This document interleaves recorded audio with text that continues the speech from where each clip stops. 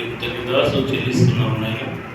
అయ్యా తండ్రి, మరి ప్రారంభం ఉంది తండ్రి, మరి పాటలకు తోడుగా ఉండి మా జీవఫలముల చేత ప్రభువును స్తుతించి మా తండ్రి మా స్తుతులకు తండ్రి పాత్రలను తండ్రి తెలియజేస్తున్నాం నాయన. అదేవిధంగా తండ్రి మరి ఆడవ సందేశంలో తండ్రి మరి ఉత్తరం బాగానే ప్రభు వివరిస్తున్నది.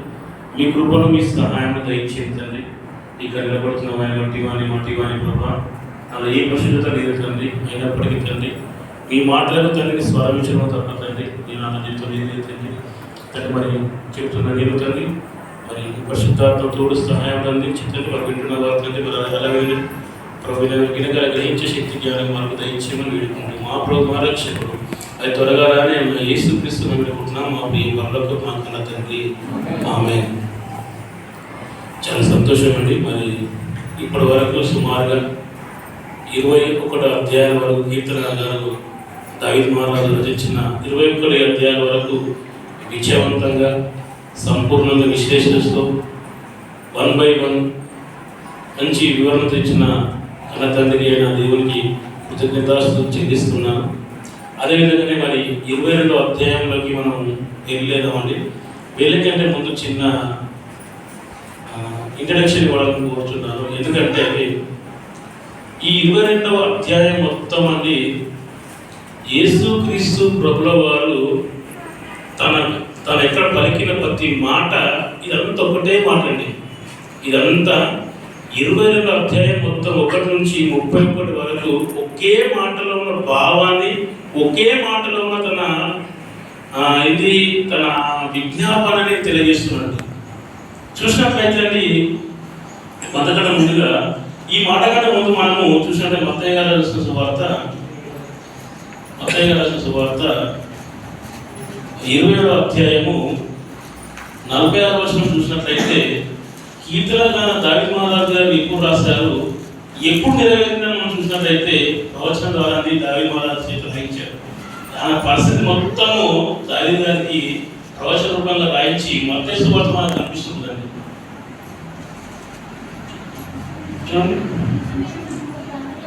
ఇంచుమించు 3 గంటలప్పుడు యేసు ఏలీ ఏలీ లామా సబక్తాని బిగ్గరగా కేకలు వేసి ఆ మాటకు నా దేవా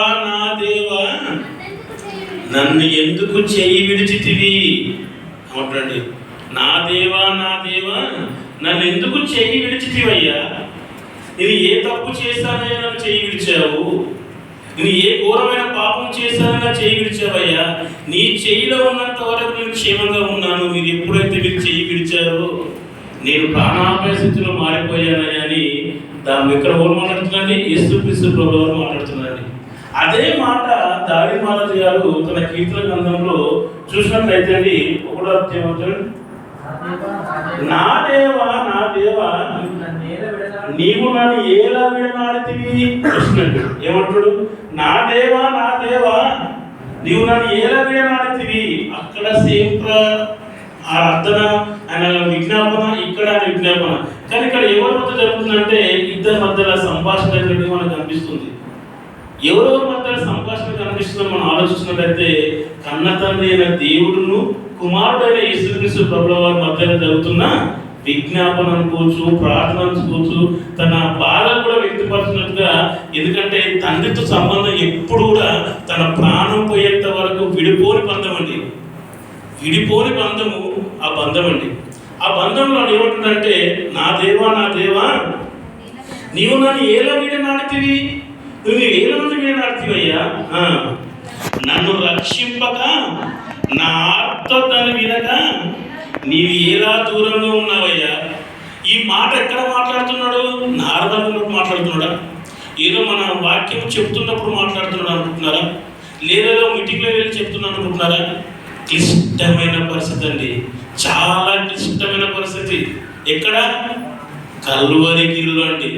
సిలువలో తన 2 చేతులు, తన 2 కాళ్ళు, మేకులు, తలకు ముళ్ళకీయటం, ఆ పరిస్థితిలో అండి మాట్లాడుతున్న మాటల్లో అండి ఎంత స్పష్టంగా మాట్లాడుతున్నాడంటే చాలా స్పష్టంగా మాట్లాడుతున్నాడండి. ఎందుకంటే యేసుక్రీస్తు ప్రభువు తన తండ్రికి ప్రార్థన చేస్తున్నాడు, యాచిస్తున్నాడు. నా ఆర్తధ్వని ఏమన్నాడు, నా ఆర్తధ్వని వినక నీవేలా దూరంగా ఉన్నావయ్యా.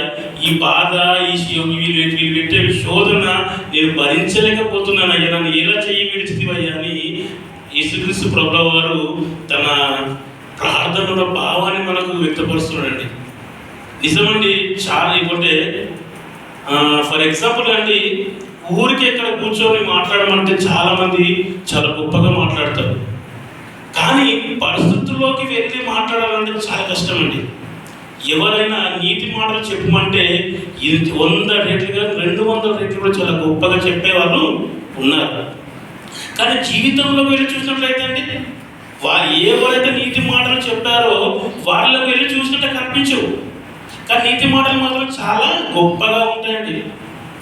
అదే చూసినట్టే మొన్న వాట్సాప్ స్టేటస్ చూసినాను, నీళ్ళను చూస్తే మనకి ఈత వస్తుందా? చెరువు దగ్గరికి వెళ్ళాము, నీళ్లను చూస్తే మనకు ఈత వస్తుందా? ఈత రాదు. నీళ్లను చూస్తే ఈత రాదు. ఏం చేయాలి? అందులో దిగితేనే అలా దిగి స్విమ్మింగ్ చేస్తేనే స్విమ్మింగ్ వస్తుంది తప్ప కానీ చూస్తే ఈత రాదు. అలాగనే వాక్యం వింటే మన క్రైస్తవులు అయిపోతూ అనుకుంటున్నారా? వాక్యం వినేవారు మీరు మిమ్మల్ని మోసపరుచుకున్న దేవుడు అని కూడా చెప్పాడండి. వాక్యం వింటే మనం భక్తులం కాదు, వాక్యం వింటే మనం క్రైస్తవం కాదు. కానీ వాక్యం ప్రకారం మన ప్రవర్తన ఉన్నప్పుడే మన క్రైస్తవులం అండి. మన క్రీస్తును ధరించుకున్న క్రైస్తవులము. కానీ అలాగే యేసుక్రీస్తు ప్రభువు వారు తన సిచ్యువేషన్ చూసినట్టయితే ఆయన అంత పెద్ద ఘోరమైన పరిస్థితులు కూడా ఈ కొన్ని వేస్తారని పురుషుల గుడికలప్పుడు అన్నగారు మాట చెప్పారు. నాకు చాలా అంటే చాలా బాగా అనిపించింది. యేసుక్రీస్తు ప్రభువు వారు ఇక్కడ ఒక దొంగ అక్కడ ఒక దొంగ ఉన్నప్పుడు అక్కడ ఒక గుడి ఒక దొంగ ఏమంటాడు? ప్రభువా నీ రాజ్యంలో నన్ను జ్ఞాపకం చేసుకోమంటాడు. ప్రభువా నీ రాజ్యంలో జ్ఞాపకం చేసుకున్నప్పుడు ఆ క్లిష్ట పరిస్థితుల్లో, ఆ భయంకరమైన రక్తం కాసిన సమయంలో మనమైతే తింటే ఏమన్నా సరైన సరైన రాజ్యంలో జ్ఞాపకం చేసుకోలేదు. సో నీ బాధ నా బాధ తెలుసుకోలేదు, నీ బాధ నీ భరించాలి సరే అంటాడు.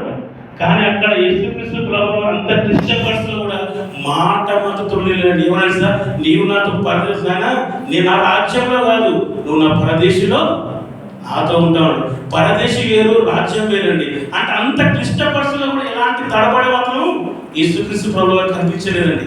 అంటే నేను చెప్పాల్సిన భావం ఏంటంటే, ఎంత క్లిష్ట పరిస్థితులు అయినా, ఎంత కష్టకాల సమయంలో అయినా, ఎంత వేదకరమైన సమయంలో అయినా, ఎంత బాధకరమైన సమయంలో కానీ మన ప్రవర్తన కానీ, మన మాట కానీ, మన విధానం కానీ త్రొట్టిల్లకూడదు అని ఇక్కడ మనకు ఆయన మాట ద్వారా మనం నేర్చుకోవాలండి. అందుకని చూసినట్టయితే నా దేవా నీవు నన్ను ఏల వీడినడితివి, నన్ను రక్షింపక నా అర్థాన్ని వినక నీవు ఏల దూరంగా ఉన్నావయ్యా. ఆ తర్వాత నా దేవా పగలు నేను మొరపెట్టుచున్నానయ్యా. నా దేవా నా తండ్రి, నేను పగలు నన్ను మొరపెట్టుచున్నాను, రాత్రి వేళను నేను మౌనంగా ఉండలేదయ్యా. నాయన తండ్రి, నేను పగలు కూడా నేను దివారాత్రులు ధ్యానిస్తున్నానయ్యా. పగలు కూడా నేను ప్రార్థన చేస్తున్నాను, రాత్రి వేళ కూడా నేను ప్రార్థన చేస్తున్నాను. రాత్రి ఎక్కడ చేస్తున్నాను ప్రార్థన చేస్తున్న వారు ఒలివల కొండ దగ్గరికి వెళ్ళి ప్రార్థన చేస్తున్నాడు. అంటే ఆ బాధ మొత్తము తండ్రితో సంభాషణ అండి. అంటే తండ్రికి ఉన్న కుమారుడికి ఉన్న మధ్య రిలేషన్షిప్ ఎలా ఉందో మనకు ఆలోచించాలండి. మనకి ఏ మాత్రం చిన్న కష్టం వచ్చినా, ఏ మాత్రం చిన్న అవమానం వచ్చినా, ఏ మాత్రం మనల్ని పట్టించుకోలేకపోయినా దేవునితోనే మనం ఏం చేసుకుంటామంట, సత్సంబంధాలే తీసేసుకొని అన్య జనులు కలిసిపోయిన వారు చాలా మంది ఉన్నారండి. చాలా మంది ఉన్నారు. ఎప్పుడు వీళ్ళ కష్టాల సమయంలో దేవుడితో బంధం లేక దేవుడు విడిచిపెట్టడేమో అనుకోని వాళ్ళు ఏమైపోయారు, చాలా మంది అన్నిలో కలిసిపోయారు. మరి యేసుక్రీస్తు ప్రభువు వారు అంతకంటే ఘోరమైన జరగలేదు, అంతకంటే ఘోరమైన అవమానం ఏకో నాకు జరగలేదు.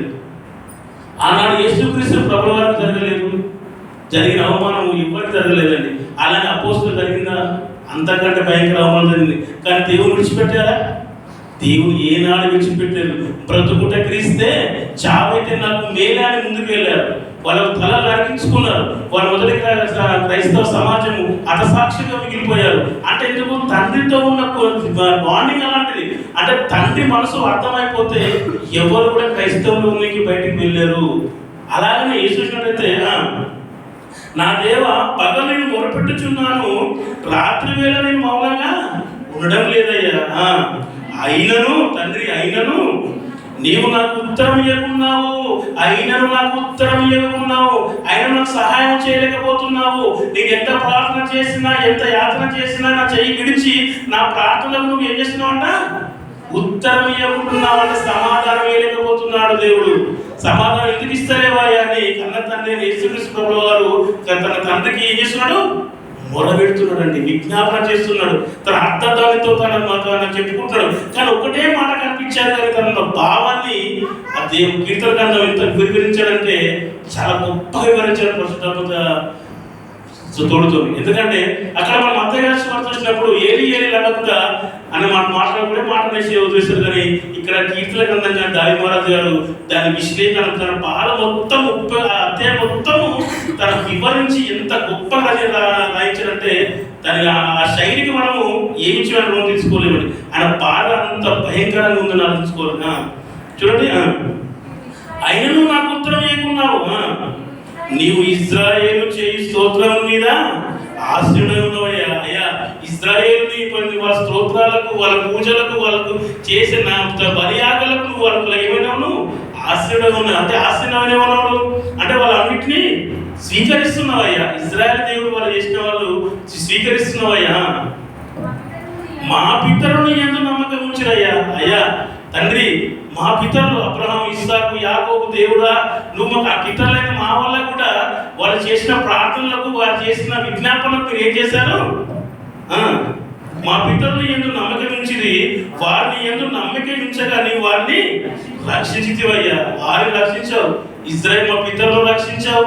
మా ఇజ్రాయేల్ వాళ్ళ శుద్ధులకు పాత్రలైనావు, వారి యొక్క బలులను స్వీకరించావు. మరి నా ప్రార్థన వినడం లేదయ్యా, నన్ను ఎందుకు రక్షించలేకపోతున్నావు అయ్యా? నా దేవా, నా దేవా అంటారు. ఫర్ ఎగ్జాంపుల్, నా దేవా, నా దేవా పదం మామూలు విషయం కదండి. ఎవరైనా కొడుకు చనిపోయినప్పుడు, కూతురు చనిపోయినప్పుడు బిడ్డ బిడ్డ ఆ బిడ్డనే చేస్తారు. నా బిడ్డ, నా బిడ్డ, నా కొడుక, నా కొడుకు అంటే ఎంత బాధ ఎక్కడ వస్తుంది, అది ఎంత వేదన వస్తుంది ఆలోచించండి. అంటే వర్ణించాలని భయంకరమైన వేదన అది. నా దేవా, నా దేవా అంటే మామూలుగా ఆ నాన్న పదాన్ని అది ఎంత భయంకరంగా మన హృదయంలో నుంచి ఎంత కుమిలిపోతా మాట మాట్లాడుతూ చెప్పండి. చిన్న రాయి తాగితేనే మనకి అర్థం, చిన్న నిప్పులు తాగితేనే మనం చేపలు కొట్టుకుంటామండి. ఆ యాతనలో, ఆ సిలువలో నా దేవా, నా దేవా నన్ను ఎలా చేయి విడిచితేవయ్యా, ఇది మీ బాధ నాకు ఏందయ్యా అని అన్నప్పుడు తండ్రి కూడా ఎంత బాధపడుతున్నాడండి. కుమారుడు ఆ మాట మాట్లాడుతున్నప్పుడు తండ్రి ఎంత కుమిలిపోయినాడో చదవచ్చు. ఎందుకు తెలుసా? మన కొరకే, మనం రక్షణలోకి రావాలని, మన పరలోక రాజ్యంలో తనతో పాటు ఉండాలని. నాయన నేను కొంతకాలం చెయ్యి విడిస్తేనే కానీ అనేక మంది చేయలేమును పట్టుకోగలుగుతాను. ఆయన కొద్ది ఓపిక పట్టుకున్నాను, ఓపిక పట్టుకుని ఆయనని చెయ్యి విడిచాడు. ఆయన ఓపిక పట్టితే దేవుడి చేత యేసుక్రీస్తు ప్రభువు తెలుసు. అయినప్పుడు మానవ శరీరం కదండి, మా మహిమ శరీరం కాదు కదా, మానవ శరీరం కదా. చిన్న రక్తం నుంచి పొడిచినా కూడా ఎంత విలవిలాడుతుందో చూడండి. చిన్న షుగర్ టెస్ట్ తీసుకున్న చిన్న కూర్చుతానే ఇంత పెద్ద బాడీ 50-70 మీటర్ల బరువేటు, ఇంత చిన్న సూది కూర్చుతానే బాడీ కడిగి చెయ్యి వణికిపోతున్నారే. అలాంటిది అంత చిన్న సూది అంటే అది చిన్న సూద, చాలా పెద్ద మేక అండి. 2 మేకులు, 4 మేకులు, ముళ్ళకు వీటు, ఆ బాధ, ఆ వేదన వర్ణించలేమండి. మనం అంత వర్ణించలేని ఆ ప్రేమను చూసి మనం నిజంగా గొప్ప అదృష్టవంతులం. మనం గొప్ప అంటే గొప్ప. అలాంటి దేవుడు మనకు కలిగి ఉండము మహా పుణ్యశివునండి. చూడండి, మా పితరుని యందు నమ్మకం ఉంచిది, వారిని యందు నమ్మకం ఉంచగా నీ వారిని రక్షించితివయ్యా. వారు నీకు మొరపెట్టి విడుదల పొందారయ్యా. మా పితరులు, ఇశ్రాయేలులు అందరూ వాళ్ళు మొరపెట్టగా వాళ్ళు విడుదల పొందారు. నాకు మాత్రము విడుదల రాలేకపోతుందయ్యా. దేవా, నా తండ్రి నన్ను రక్షించయ్యా, నన్ను కాపాడయ్యా అని యేసుక్రీస్తు ప్రభువు వారు విజ్ఞాపన చేస్తున్నాడు. తన అర్థత్వానితో ఆయన ఏం చేస్తున్నాడు? ఆ విజ్ఞాపన చేస్తున్నాడు తన తండ్రిగా. చూడండి, వారిని ఎంతో నమ్మకం ఉంచగా నీవు వారిని రక్షించితివి, వారికి మొరపెట్టగా విడుదలొందిరి. నీ యందు నమ్మకించిన సిగ్గుపడకపోయేదయ్యా. ఎవరు నా పితరులైన ఇశ్రాయేలు వాళ్ళని నమ్మకం ఉంచారు కానీ వాళ్ళు ఏమాత్రము సిగ్గుపడక వాళ్ళు గట్టిగా ధైర్యంగా ఉన్నారు. వారు రక్షించబడ్డారు. నేను నరుడను కాను, నేను పురుగునయ్యా, నేను నరవడం కానయ్యా, నేను పురుగును. ఎందుకు నేను నరవడం కాదు, నేను పురుగునని తను తాను ఎందుకు తగ్గించుకున్నానంటే 15 నిమిషం చూడండి, సరే 10 నిమిషం చూడండి, ఎందుకంత ఎంత కుమిలిపోతున్నాడంటే కనతనే దేవుడు. నా బలము ఎండిపోయి చిల్ల పెంకువలైందయ్యా, నాకు బలం లేకపోయిందయ్యా, ఎందుకంటే రక్తం అంతా కారిపోయింది, ఆఖరి చివరికి వాటర్ కూడా బయటకు వచ్చిందయ్యా. నేను ఏమైపోయినా, నేను బలం లేకపోయానయ్యా, నువ్వు నన్ను కాక పురుగులుగా మారిపోయినా, పురుగుల చేతుల కూడా పిసికేస్తే ఎలా అయిపోతుందో నా పరిస్థితి అలా మారిపోయిందయ్యా. నా దేవా, నా దేవా, నన్ను చెయ్యి విడవకయ్యా, నన్ను కాపాడయ్యా తండ్రి, నన్ను ఈ యొక్క సమస్య నుంచి నన్ను పరిష్కరించాయని యేసుక్రీస్తు ప్రభుల వారు గోజారుతున్నారు. కానీ యేసుక్రీస్తు ప్రభులకు తెలియదా, నేను నా తప్ప నేనే మార్గము, నేనే సత్యము, నేనే జీవము, నా ద్వారా తప్ప ఎవరు తండ్రి యొద్దకు రారు. నేను శిల్వ యాగం చేస్తేనే, ఆ రక్త ప్రోక్షణ జరుగుతూనే మీరందరూ పరలోక రాజ్యం వస్తారు. నాకు నా తమ్ముళ్ళ కొరకు, వాళ్ళ కొరకు నేను యాగం కావాలి తండ్రి తెలియదా? యేసుక్రీస్తు తెలియదా? తెలుసండి, తెలుసు. తెలిస్తే ఈ మాట ఎందుకు అంటుందంటే, మానవ శరీరం ఎంత భయంకరంగా ఆలోచించండి. అంత శరీరాన్ని కూడా ఆయన మన కొరకు మనం త్యాగం చేస్తుందంటే, మన యేసుక్రీస్తు ప్రభుల వారికి కనకనే దేవునికి మనం ఏ త్యాగం చేస్తున్నాం చెప్పండి, ఏ త్యాగం చేస్తున్నాం? సుమారు మనకి 6 వారాలు 7 వారాలు 8 వారాల నుంచి ప్రకటన గ్రంథం ఇవ్వడం చదువుతున్నప్పుడు కూడా అండి, చాలా గొప్ప గొప్ప సంఘం ఒకసారి వింటుంటే, అలా సంఘంలో నేను లేకపోయానే, అలాంటి ప్రవర్తనలు ఉండాలని, అలాంటి ప్రవర్తనలు కలిగి ఉండాలండి. చాలా గొప్ప వివరణ జరుగుతున్నందుకు తన కనతాన్ని కృతజ్ఞత చెల్లించాలండి. ఎందుకంటే సంఘం ఆ సంఘం ఎలా ఉంది, ఈ సంఘం ఎలా ఉంది, ఈ సంఘం ఎలా ఉంది, మన సంఘం ఎలా ఉంది, మన సంఘం ఎలా ఉంది, మనం ఎలా ఉన్నామని కూడా ఆలోచించి మనం త్యాగం చేయాలి. యేసుక్రీస్తు ప్రభువు త్యాగం చేశారు, కనతండ్రి దేవుడు కుమారుడు త్యాగం చేశారు. కానీ మనం గాను శరీరాశ, నేత్రాశ, జీవోక్తమం ఏ మాత్రము త్యాగం చేయలేక మనం ఎలా ఉన్నామంట, జిందాస్గా ఉన్నాం. Happy Christmas, happy independence day, happy new year అనుకుంటాం తప్ప కానీ చాలా భయంకరమైన పరిస్థితులు అనిపిస్తున్నాయండి. కానీ ఆ త్యాగంలో మనం వెళ్ళినప్పుడే, ఆ రుచి మనం చూసినప్పుడే మన పరలోకమైన రుచిని మనం చూడగలిగే సామర్థ్యం మనకు ఉంటుందన్నా. ఏమన్నాడు, నేను నరులను కాను పురుగును, నరుల చేత నిందింపబడినను, ప్రజల చేత తుణికింపబడినాను. నరులెవరు, ప్రజలెవరు? నరులెవరు, ప్రజలెవరు? నరులు అనగానే అన్యజనులండి. అన్యజనుల చేత నేను తృణీకరింపబడుతున్నాను. ప్రజలెవరు? ఇశ్రాయేలు నా ప్రజల వాళ్ళ చేత నేను తృణీకరింపబడుతున్నానయ్యా. నాకు ఏం బాధ అయ్యా, నాకు నాణ్యజనులు నన్ను తృణీకరిస్తున్నారు. క్రైస్తవులను చెప్పుకున్న వారు తృణీకరిస్తున్నారు. ఆ రోజు ఇశ్రాయేలు, ఈరోజు క్రైస్తవులైన వారు మనం కూడా తృణీకరిస్తున్నారు. ఇప్పటికైనా యేసుక్రీస్తు ప్రభుల వారి మీద ఎన్నో మాటలండి, ఎన్నో మాటలు, ఎన్నో అవమానం అయినప్పటికీ టాప్ 10 టాప్ 100లో నెంబర్ 1 ప్లేస్ ఎవరికి ఉందంటే, అది స్ఫూర్తిదాయకమైన వ్యక్తి మహానుభావుడు ఎవరు అని చూస్తే టాప్ 100లో చూసినట్టే నెంబర్ 1 ఎవరికి వచ్చిందండి, యేసుక్రీస్తు ప్రభుల వారికి వచ్చింది. ఆయన స్ఫూర్తిదాత, ఆయనే అందరికీ స్ఫూర్తి నిలిచారండి. అది ఆయన గొప్ప త్యాగం అండి.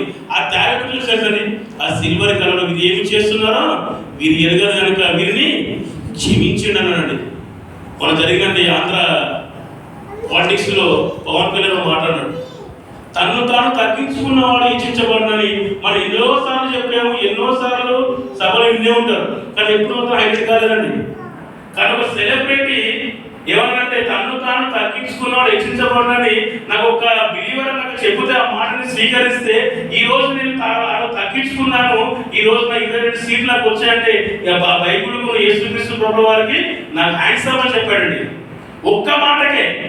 మరి ఎన్నో మాటలు మాట్లాడుతున్నామండి, ఎన్నో వారాలు, ఎన్నో ఫ్రైడేలు, ఎన్నో ఉదారాలు, ఎన్నో ఇంక్లూడ్ నేను కూడా చెబుతున్నా. నేను కాదు, ఇంత భయంకరం ఆయన ఒక్క మాటతోనే అంతా పూర్తి చేసినప్పుడు మనం ఏం చేస్తున్నామండి? ఇంత భయంకరంగా చూడండి, నన్ను చూసి వారందరూ పెదవులు విరిచి తల ఆడుచు నన్ను అపహరిస్తున్నారయ్యా. మరి ఎలా అంటే, నన్ను చూసి వాళ్ళను గేర చేస్తున్నట్లయితే మత్తయి గారి సువార్త అదే 27వ అధ్యాయం చూసినట్లయితే ఆ 7వ వచనానికి వివరణ ఎలా ఉందంటే, మత్తయి గారి సువార్త 20వ అధ్యాయము 39 నుంచి 40 చదవండి. వాళ్ళు ఎలా యేసుక్రీస్తు ప్రభుల వారిని హింసిస్తున్నట్లయితే అండి,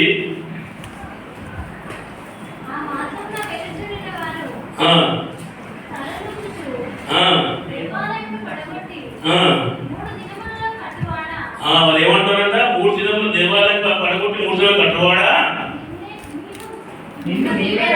నిన్ను నువ్వు రక్షించుకో, నీవు దేవుని కుమారుడు కదా, శిలువ మీద దిగుమని చెప్పుచు ఆయన దూషించి ఏమంటారు, యేసుక్రీస్తు ప్రభుల వారు 3 దినములు మందిరాన్ని పడగొడుతున్నావు, అది చేస్తాను ఇది చేస్తాను, నిన్ను రక్షించుకొని మమ్మల్ని రక్షించవు అని యేసుక్రీస్తు ప్రభుల వారు ఏం చేస్తున్నారు, వాళ్ళు దూషిస్తున్నారు, అవమానపరుస్తున్నారు.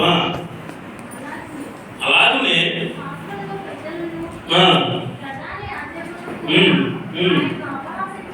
అని అపహరించు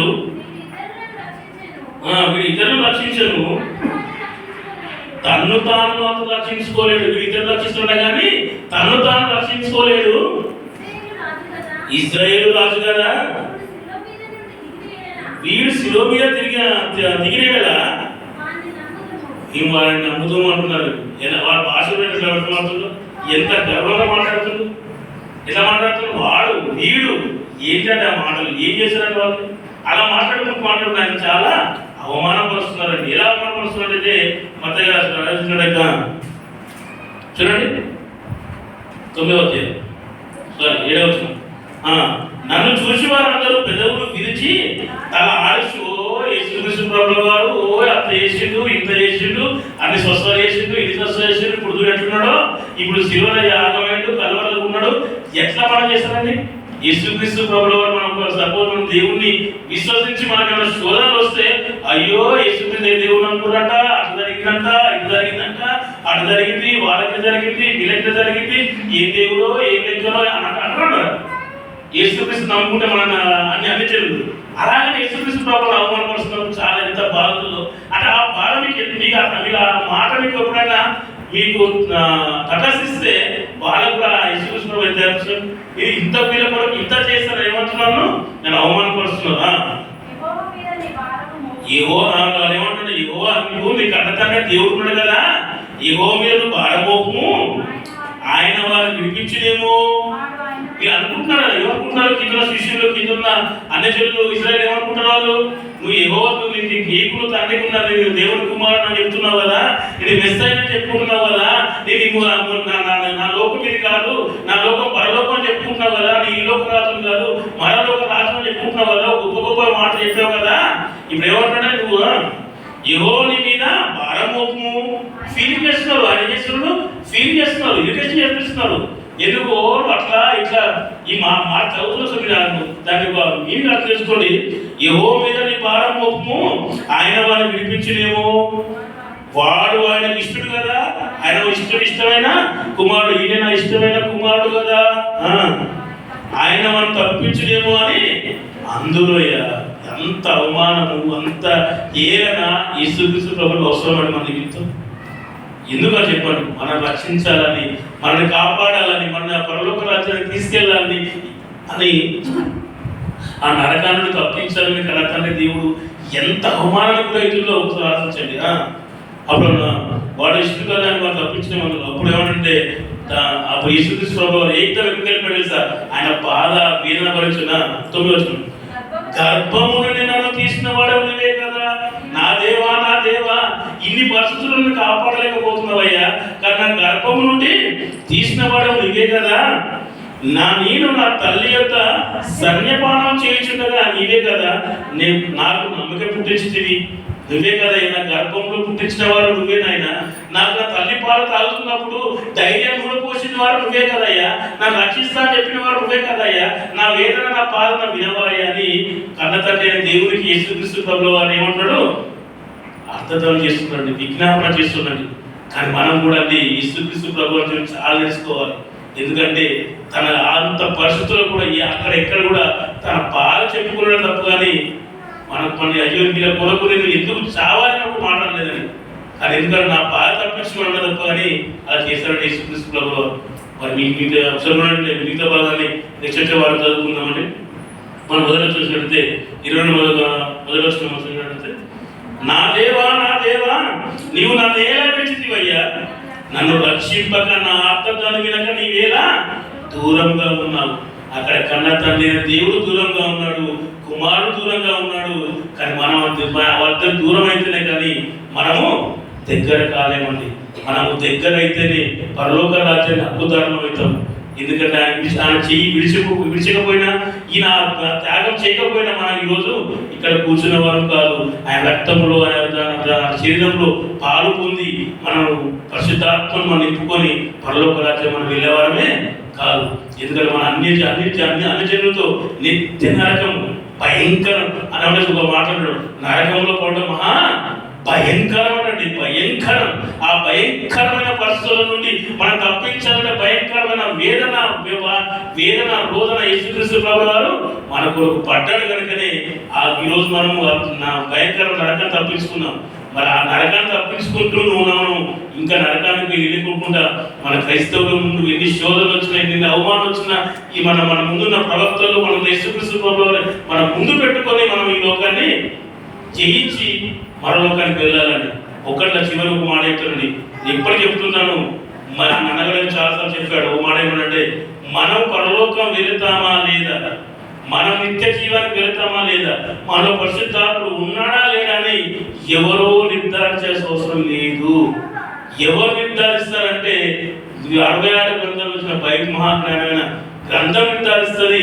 మనలో ఉన్న పరిశుద్ధాత్మ దేవుడు కూడా నిర్ధారిస్తాడు. ఎందుకంటే నువ్వు పరలోకం పోతావో పోవన్నది ఆనాడు ప్రవక్తలు ఎలా ఉన్నారు, ఆనాడు యేసుక్రీస్తు ప్రభువు ఎలా ఉన్నారు, ఆనాడు విశ్వాసులు ఎలా ఉన్నారు, ఈరోజు మనం ఎలా ఉన్నామని తేలి చూసుకుంటే, అర్థం ముందుకెళ్ళి మనం చూసుకుంటే మనం తేటగా తెలిసిపోతుంది. మనం పరలోకం పోతామో పోము. పరలోకం వెళ్ళలేము అనుకుంటే వెళ్ళే ప్రయత్నంలో ఉంటాము. వెళ్దాం అనుకున్నప్పుడు ఇంకా బలంగా క్రైస్తవులు సంఘంలో వాడబడుతూ దేవునికి మహిమకరంగా జీవితాన్ని ఆశిస్తూ మరి ఈ మాటలు ముగిస్తూ మరి ప్రార్థన చేసుకుని ముగించుకుందామండి. నిన్న మాటలు ప్రార్థన చేసుకుందాం. దయగల మా ప్రియ పరలోక మా కన్న తండ్రి, పరిశుద్ధ నామానికి ఆయన తండ్రి, చక్కని మాటలు తండ్రి, మరి కీర్తన గ్రంథం కదా దావీదు మహారాజు గారి చేతండి, పరిశుద్ధాత్మ ప్రేరేపణ చేత మీ కుమారుడైన తండ్రి యేసుక్రీస్తు ప్రభువు వారు ఆయన వేదన బోధన తండ్రి మరి ఉత్తరంగా తండ్రి మరి ఆలోచిస్తున్నాము, ధ్యానిస్తున్నాము తండ్రి, వివరించుకుంటున్నాం తండ్రి.